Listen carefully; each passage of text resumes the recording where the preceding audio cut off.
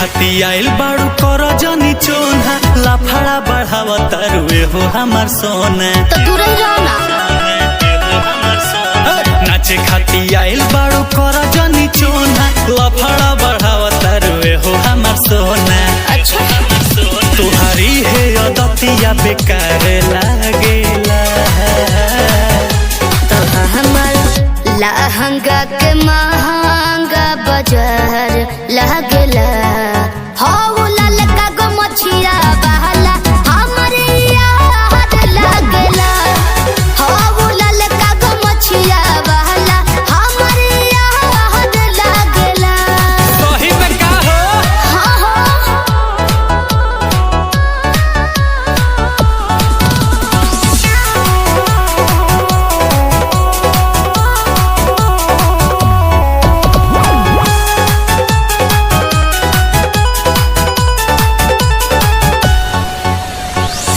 लाहे लाहे बाबू साहेब सोहटे जाने को गौरी।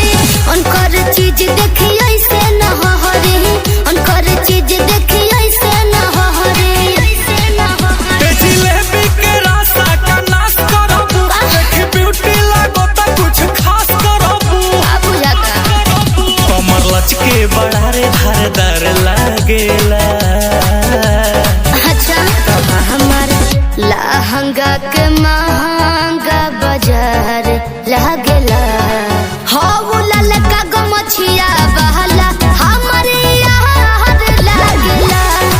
हो लाल का गो मछिया बहला हमरे याद लागेला।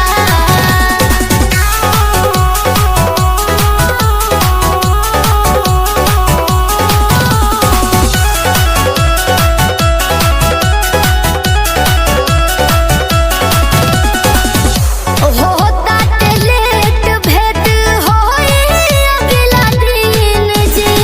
रउआ बिगाड़तानी यही जाके सीन जी, रउआ बिगाड़तानी यही जाके सीन जी। खुला रोटी से न्योता पे खावा तारू हो सोनू सरगम रंजीत के जरावा तारू हो। ई जवनिया तो आम के अचार लागेला।